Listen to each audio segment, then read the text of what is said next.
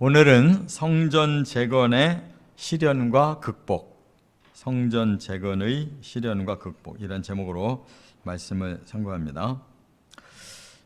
이제 성전이 다시 지어질 수 있게 됐는데 문제는 방해 세력이 나타나서 결국 성전 재건이 중단됐다는 겁니다. 그 경위를 이제 설명한 말씀이 에스라 4장, 5장, 6장까지. 그래서 이제 4장에서 중단되고 5장에서 재개되고 6장에서 다시 완공이 되고.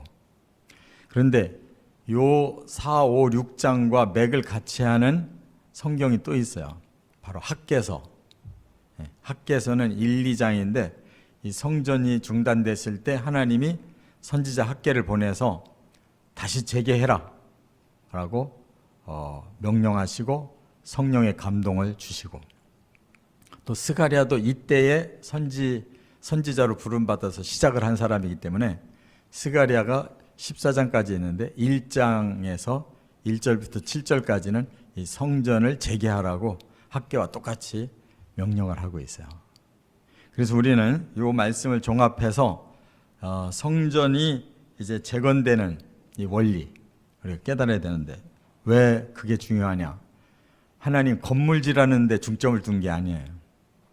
너희가 나 여호와에게 돌아와야 된다라는 것을 중점 둔 거예요. 그러니까 성전이 하나님 집이기 때문에 하나님 집을 지으면서 그들의 마음에 하나님이 회복되도록, 그게 중요한 거예요. 교회 건축을 하면서 우리가 정말 돈 많이 들여서 멋있게 잘 졌다, 그게 목적이 아니잖아요. 이곳에서 하나님 영광을 받으시고 하나님을 더 많은 사람들이 깨닫고 믿고 구원받는 그런 터전으로 삼으려고 하는 것처럼, 하나님이 쫓아냈던 이 선민을 다시 불러들일 때 첫째 목적은 하나님께 돌아오라는 거고, 둘째 목적은 말씀으로 돌아오라는 거고, 셋째 목적은 하나님이 완성하실 이 새 예루살렘 성을 너희들이 건설하라는 거예요. 그래서 1차로 성전 짓고, 2차로 에스라가 율법을 재건시키고, 3차로 느헤미야를 통해서 예루살렘 성을 재건한 거란 말이에요. 그게 겉으로 보이는 세계가 아니고 영적인 하나님이 원하는 이 세 가지를 다시 이루게 하신 거예요. 그래서 우리도 이렇게 성경을 읽으면서 제대로 깨달아야 돼요.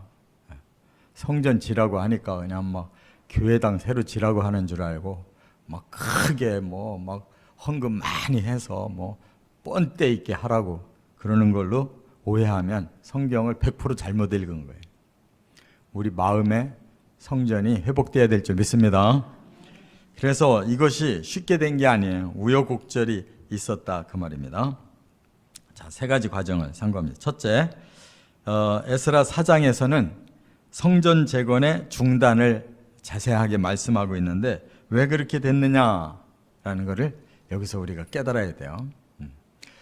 먼저 고레스라고 하는 메데 파사의 일대 왕이 성전 재건해라라고 해서 이스라엘 백성들을 풀어서 돌려보냈단 말이에요. 그래서 시작했어요.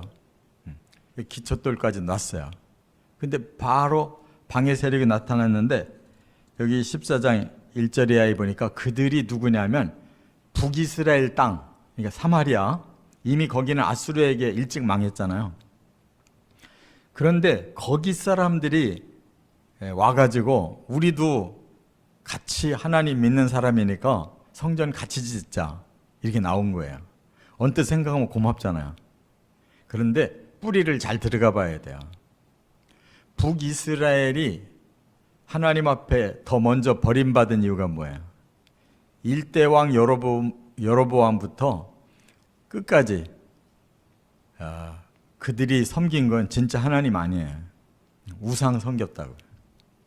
그래서 말로만 여호와를 믿는 제단이지 실제로는 이집트의 우상을 갖다가 넣고 1대부터 끝대까지 계속 그렇게 우상 섬긴 거예요.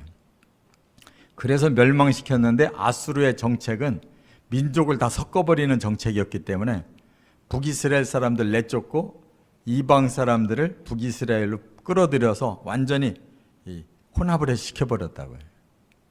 그러니까 그들이 하나님을 믿는다고 하면서도 사실은 완전히 우상신앙을 가지고 있는 거예요. 이들이 지금 예루살렘에 같이 성전 짓자고 하니까 이 진짜 유대인들 70년 동안 정화된 사람들이 볼 때 이거는 완전히 사이비잖아요.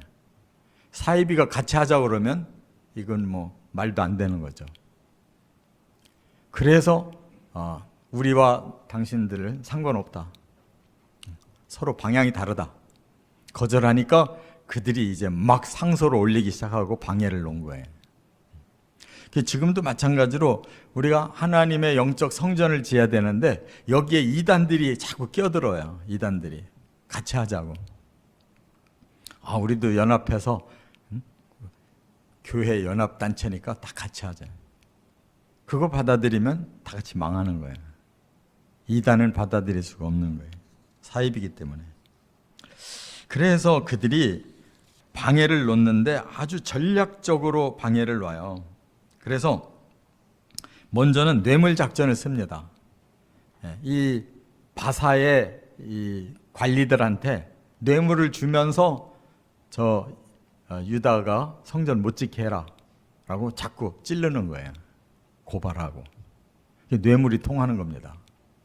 그래서 결국은 중단이 되고 말아요. 그 다음에 소송 작전을 계속 벌리는 거예요. 막 주변에 총독들 다른 나라들한테 자꾸 상소를 해가지고 저 사람들이 성전 짓고 뿐만 아니라 모든 걸 다 재건하게 되면 이제 그 다음 주변 나라들한테 공격할 거다. 이렇게 나가는 거죠. 그 다음에 이제 모함 작전을 벌여요. 이게 모함이 뭐예요? 이 유다 백성들이 처음부터 아주 악해서 그들의 신이 멸망시킨 나라인데 이제 그들이 또 다시 그 악행을 저지르려고 저렇게 다시 뭉치고 있다. 그러면 그들이 성전 짓고 성도 짓고 막 이렇게 잘 되면 어떻게 되겠느냐? 이 페르시아에 조공도 안 바칠 거다. 협력도 안 할 거다. 괜히 도와줘봐야 주변 나라들도 다 손해만 보는 거다. 이렇게 이제 완전히 왕따를 시키는 거예요. 고립을 시키는 거예요. 결국은 그것이 통해 가지고 페르시아 나라에서 그거를 중단시켜 버렸단 말이에요. 이렇게 하나님의 나라는 자연스럽게 이렇게 부흥되는 게 아닙니다. 바로 사탄이 틈타는 거예요. 사탄의 목적은 하나님이 이를 방해하고 하나님이 세우려고 하는 것을 무너뜨리는 게 목적이에요. 그렇기 때문에 선하고 의롭고 거룩한 일은 항상 방해가 오고 그러한 시련을 겪으면서 이루어가는 거지, 그게 세상식으로 뭔가 막 하면 부흥되고 잘만 되는 건 그거는 영적의 원리가 아니다 그 말이에요. 두 번째, 5장으로 넘어가면 성전 재건의 이제 재개가 이루어져요. 어떻게 다시 이 어려운 상황에서 재개가 될 수 있었느냐? 성전이 얼마나 딜레이가 됐는가는 정확하게 몰라요. 근데 적어도 20년이 후퇴돼요. 그래서 일반적인 연대로 말하면 BC 536년에 성전을 짓기 시작했는데 바로 이제 중단이 돼요. 그래서 적어도 한 16년 정도를 이제 짓지를 못하고 있다가 다시 이제 짓게 되는데 그 중요한 모티브는 바로 하나님이 주신 거예요. 누구한테? 선지자를 불러들인 거예요. 사람들은요, 한번 이렇게 마음이 식으면 다시 세우기가 힘든 거예요.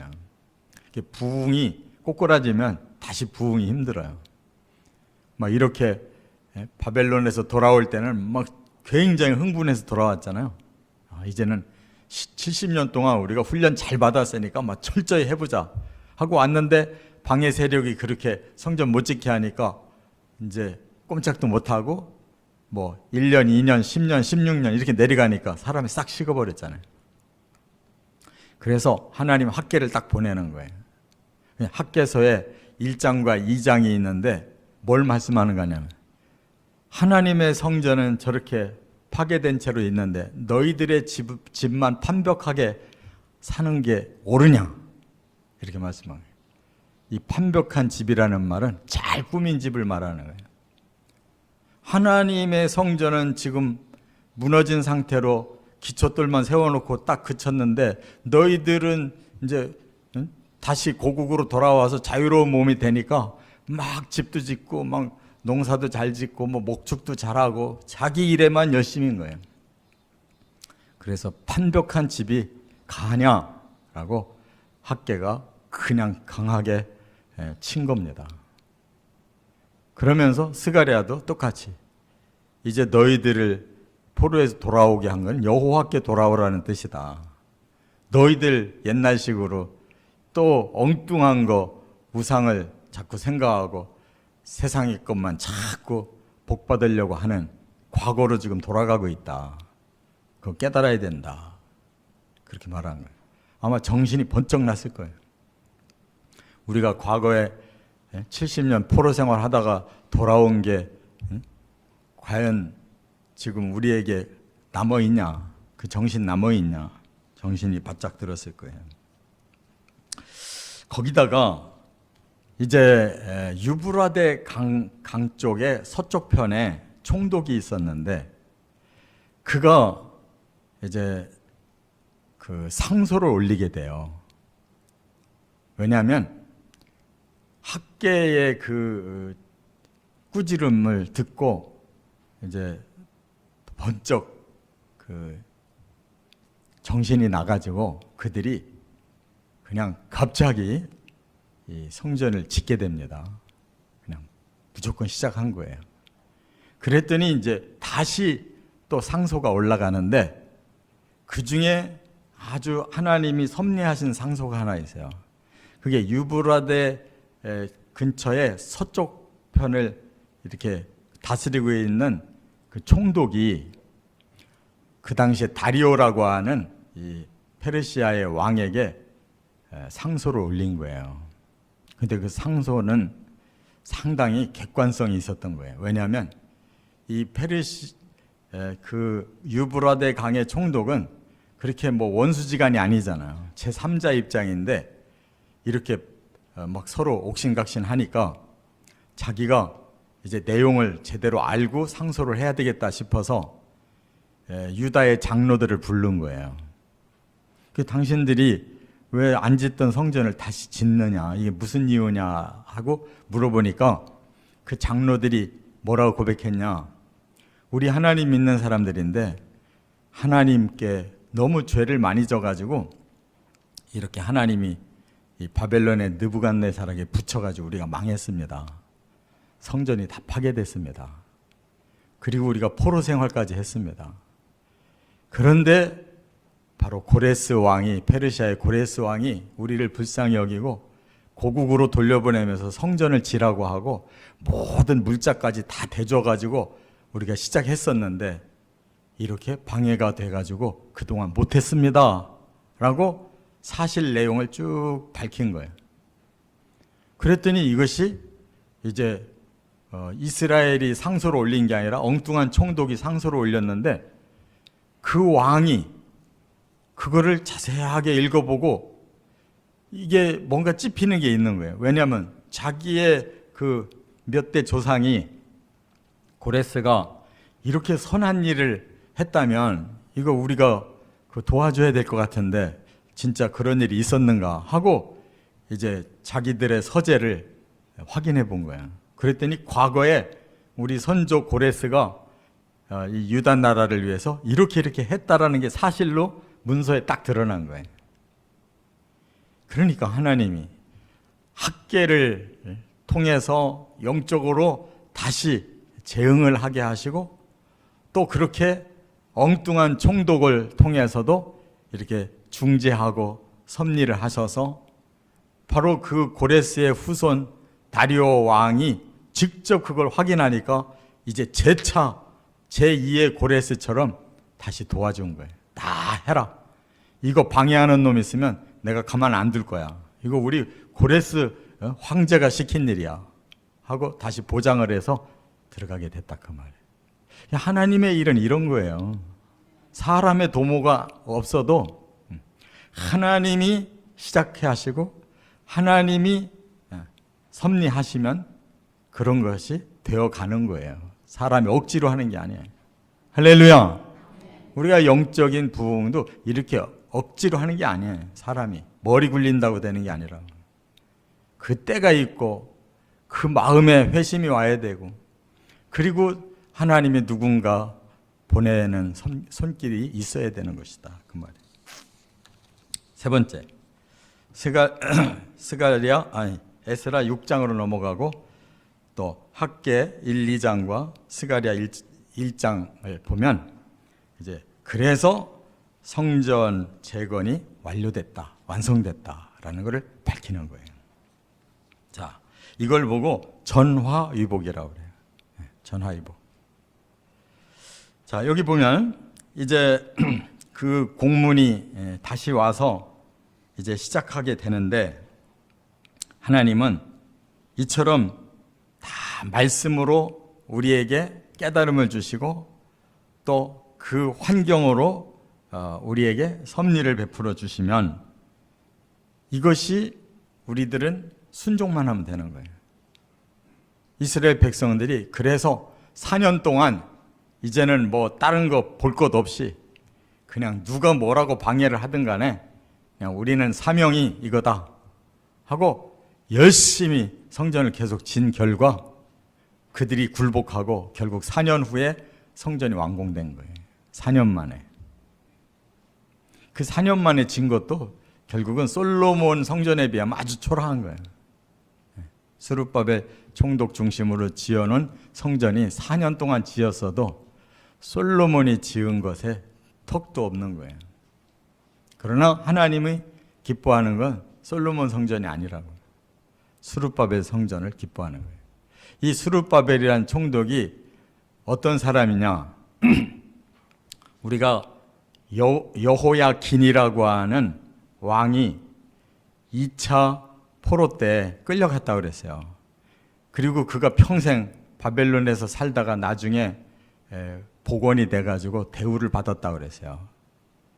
그는 죽었지만 그 후손이 돌아왔는데 그 손자가 바로 스룹바벨이에요. 스룹바벨을 통해서 메시아가 오신 거란 말이에요. 할렐루야. 하나님 이렇게 쓰시는 거예요. 우리가 뭐 그냥 아이고 내 집안이 이렇게 막 굉장한 집안이 돼야 되겠다 노력해서 하는 게 아니에요. 하나님 앞에 올곧게만 살면 바로 이렇게 회복시켜 주신다. 그래서 스룹바벨이 성전도 짓고 메시아의 계보를 이어가는 그런 중시조가 됐단 말이에요. 그래서 진짜 성전은 누구예요? 예수 그리스도시잖아요. 이 스룹바벨 성전을 나중에 헤롯 왕이 더 증축을 해요. 자기가 인기 끌어서 유다 왕 제대로 권력을 휘두르려고. 그런데 제자들도 그 증축된 성전이 너무 화려하고 대단하니까 예수님 보세요. 얼마나 하나님 성전이 대단합니까? 그러니까 예수님 이거 돌 위에 돌 하나도 안 남고 다 무너질 거야. 내가 성전이다. 그래서 지금 우리는 예수님이 우리의 성전 되신다는 걸 믿고 내 마음속에 모시고 사는 거라고. 신앙생활을 이렇게 제대로 똑바로 하시라고. 엉뚱한 거 쳐다보고 뭘 만들고 어쩌고 저쩌고 하지 말고 내 마음의 성전이신 예수 그리스도만 똑바로 모시면 성전 완공되는 거예요. 거기서 우리 죄를 씻고 거기서 거듭나고 거기서 부활하고 거기서 천국까지 가게 되는 거예요. 하나님 말씀을 제대로 알으라고. 자꾸 겉으로 생각하지 말고 영으로 깨닫고 들어가서 진짜를 붙잡아야지. 그게 성전 재건의 완료가 되는 거예요. 이렇게 승리하시기를 주의 이름으로 축원합니다.